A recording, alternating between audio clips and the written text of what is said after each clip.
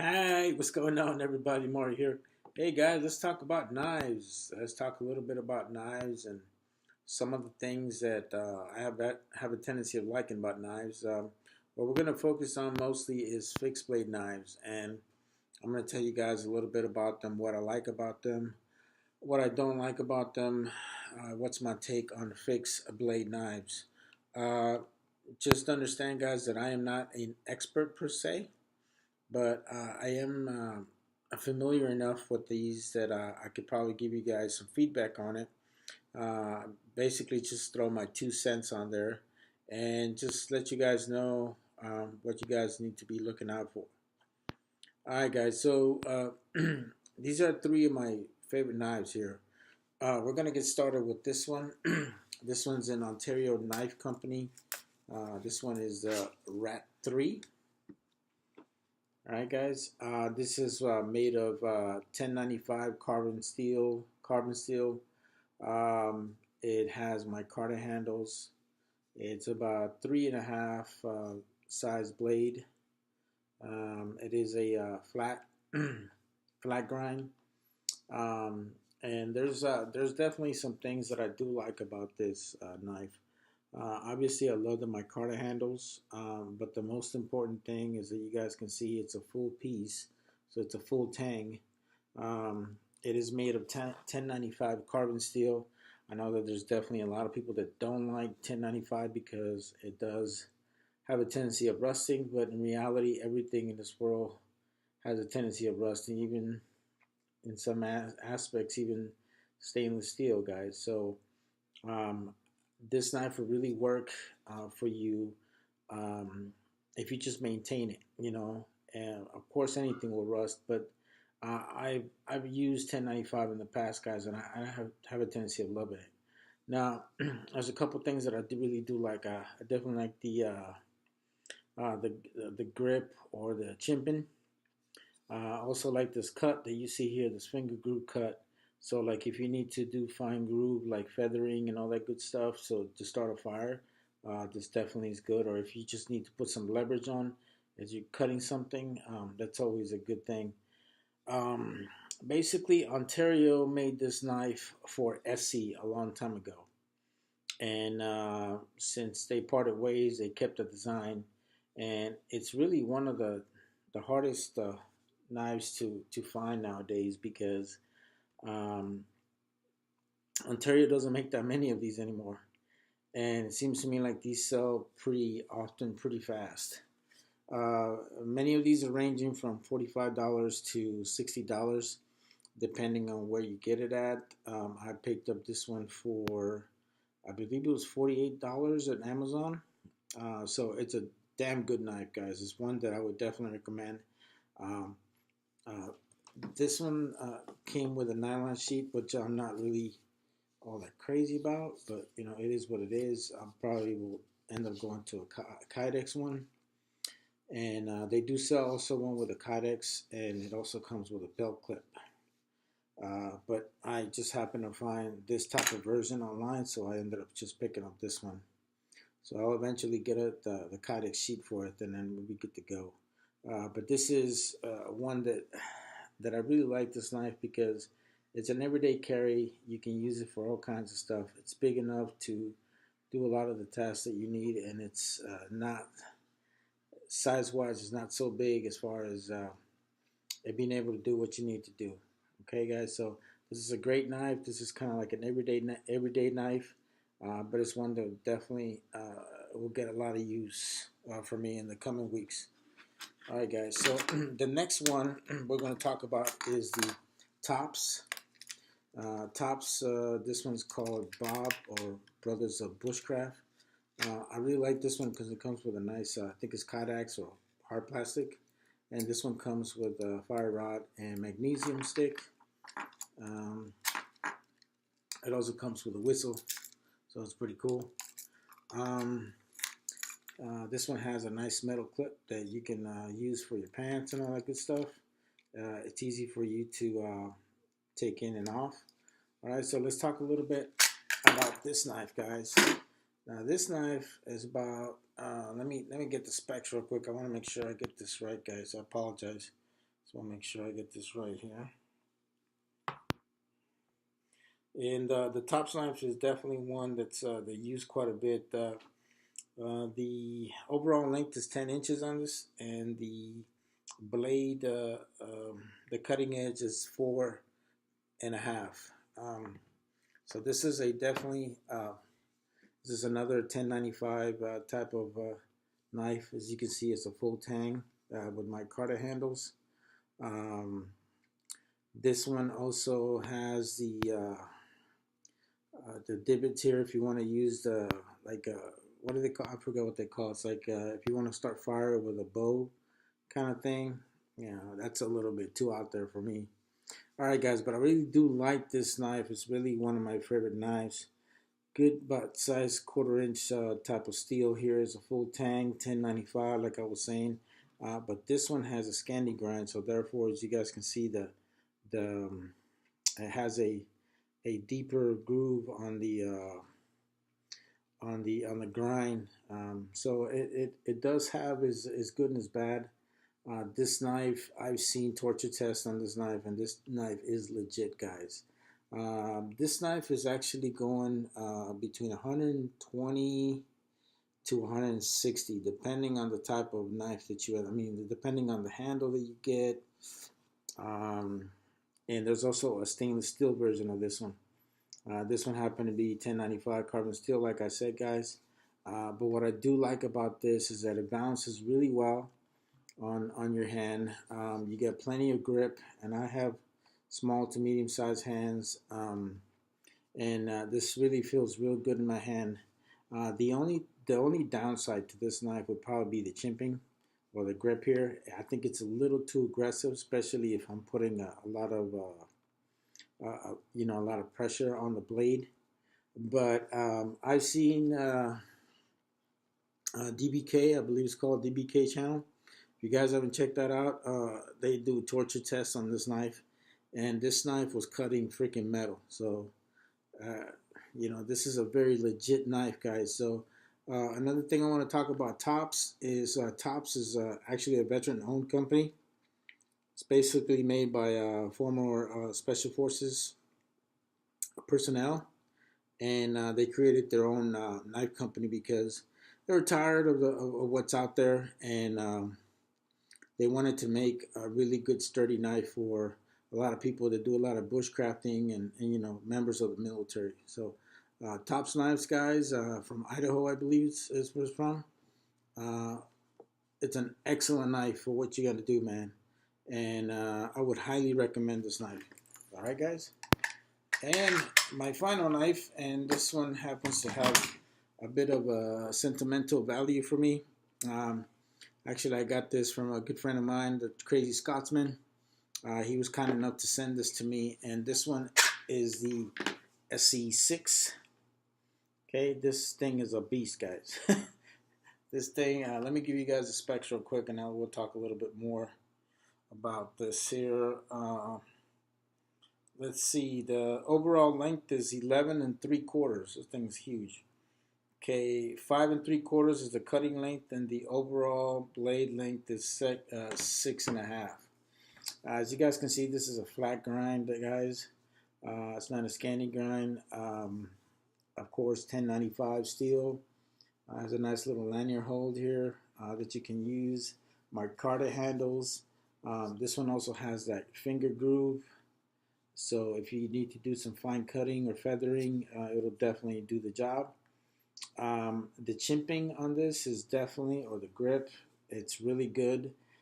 It doesn't interfere or it doesn't feel hard when I put some pressure on it. And of course, these are made by the guys from Randall's Adventures. This is actually made by a company called Rowan Cutlery out of Idaho. I believe they're also from there. And they make these knives for these guys. And if you guys have not seen the SC website, Randall's Adventure website, it's pretty mind-boggling what these guys do, man. Really, really good stuff, guys. This is probably one of the best knives out there that you can ever buy. People rave about SCs, guys, but in reality, what makes an SC a really top-notch knife is the fact that the treatment. Same thing with tops. These are probably the two of these major manufacturers out there that make a decent knife that doesn't cost or break the bank, and definitely do an excellent job. This is probably the largest knife that I would probably ever purchase again. I'm definitely never going to give this one up or trade it because this was given to me. Another thing that I really do like about it, it balances really well. The handles are really well done. Um, I don't know, guys. It balances out really good. By far, my favorite knife that I have so far. And now that it has sentimental value, it definitely makes it even more special. It comes with a plastic sheet, kind of looks like a caddy sheet.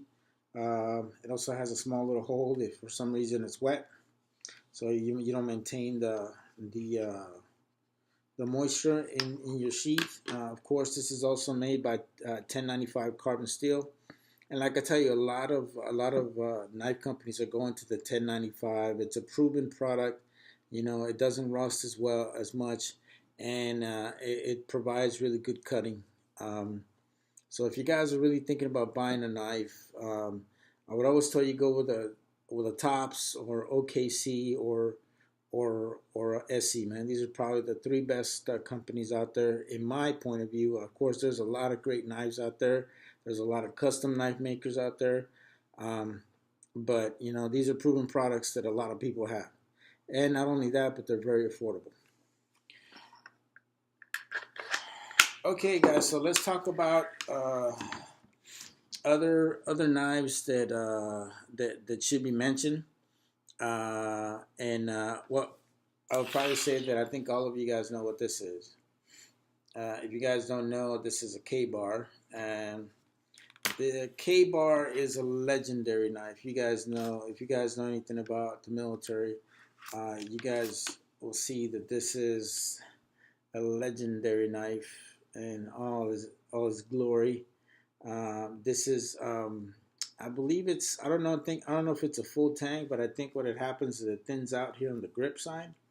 So it is, I would say, consider a full tang still.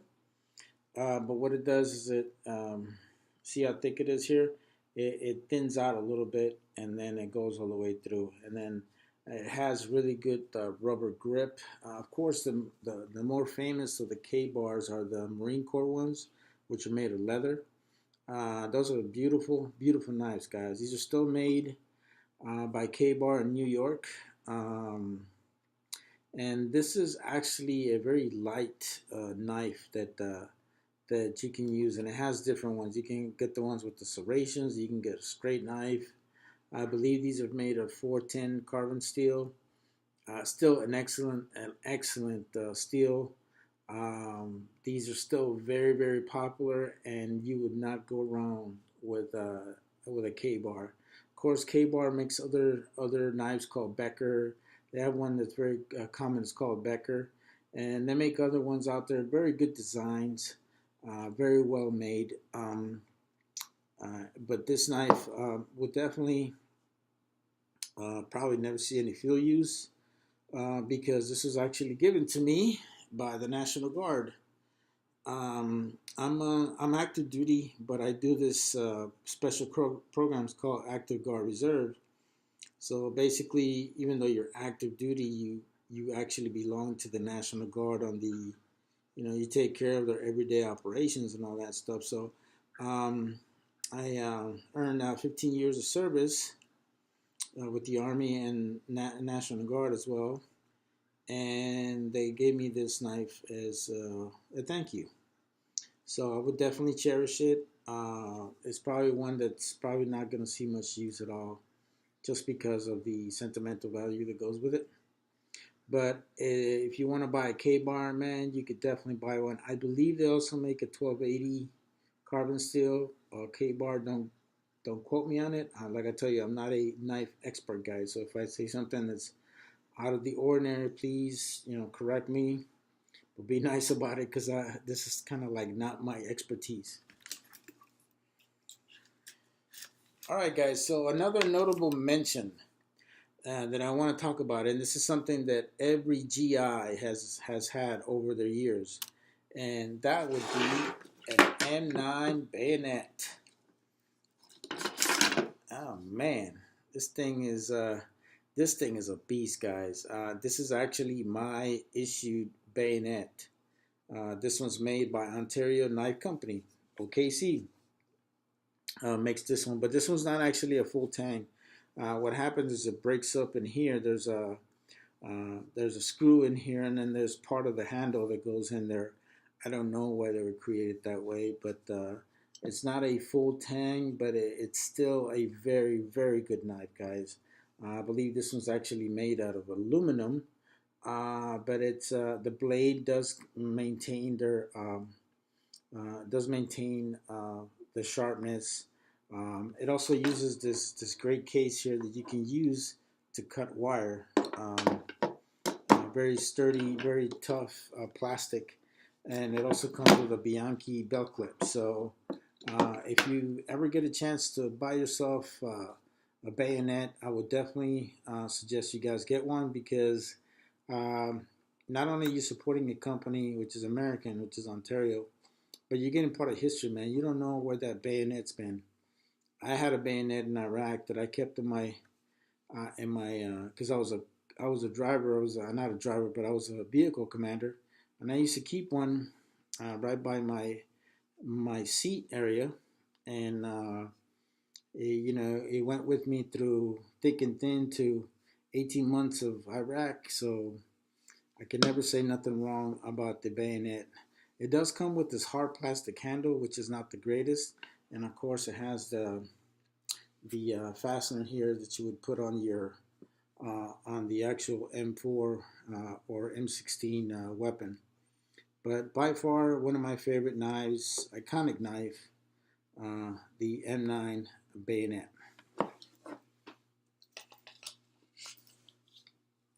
All right, guys. So lastly, I'm going to talk a little bit about value knives. Now, there's really nothing wrong with value knives, guys. So this is a SOG Field Pup. I believe this is the original Field Pup. Yep, it sure is. I forgot what the steel is on this. This is a Chinese steel, stainless steel. It is, I believe, a full tang. It does have a nice, sturdy rubber grip. Nice grip, nice chimp in here. And I like the fact that it has this groove here so you can use for feathering and all that other stuff.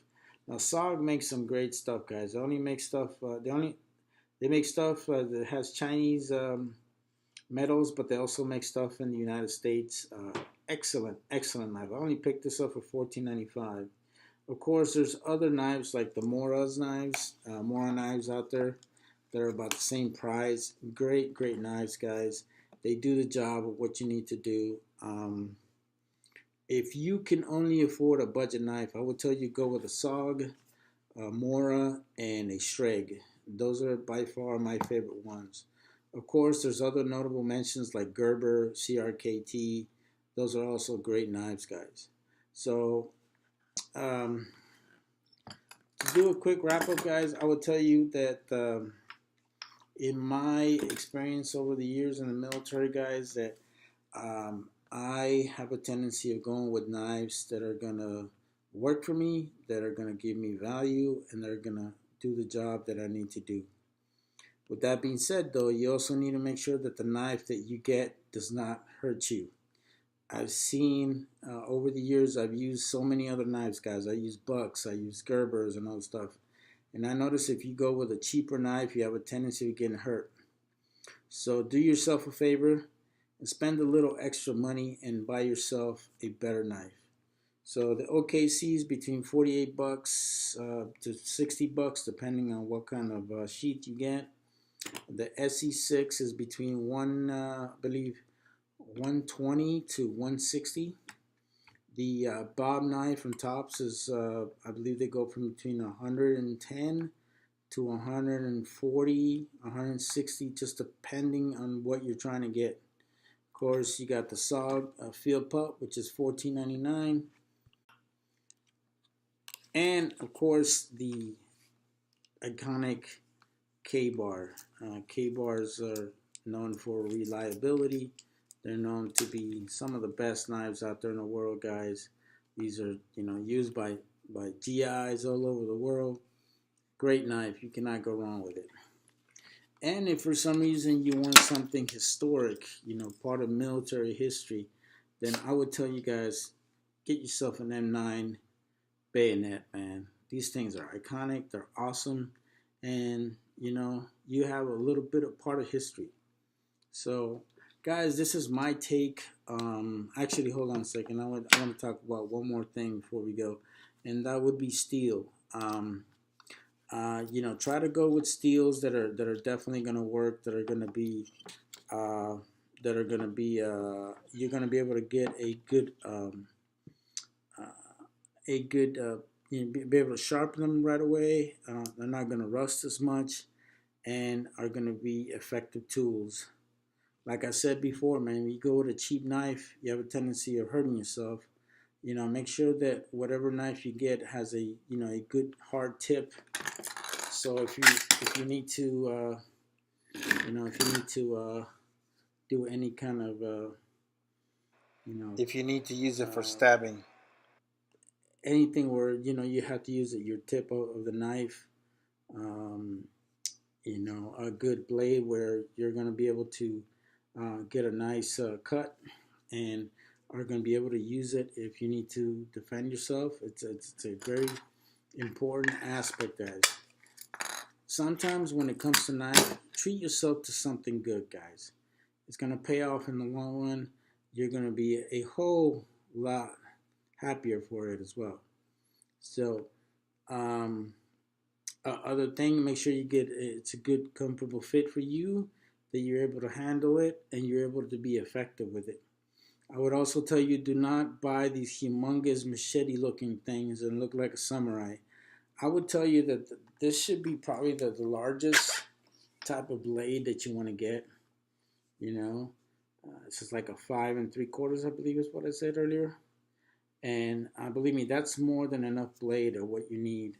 You guys are also going to see that there's a lot of reviews on YouTube, especially from people from Europe and Scandinavia, where they have a tendency of making fun of a lot of Americans and the type of knives that we use. But let's also stop and think about it. I think it also has something to do with the type of terrain that we have. In Europe, their forests are not as dense as the ones in the United States or the Western Hemisphere. We have tendency of having very dense forests, very dense jungles, compared to Europe. Europe usually has trees where they're a little tougher because they have to handle those long winters over there. Whereas our vegetation has a tendency of being a little more sturdier, a little thicker. So I think that's where the differences of opinion lie, guys. I'm not saying one is better than the other, but since I've experienced both type of climates and both type of vegetation, I can tell you that the reason why we use a bigger blade here is based on the type of terrain that we have in the Western Hemisphere compared to Europe. So take that for what it's worth, guys, and I hope you guys get something out of this video. Like always, God bless you. God bless the United States of America, and I'm out.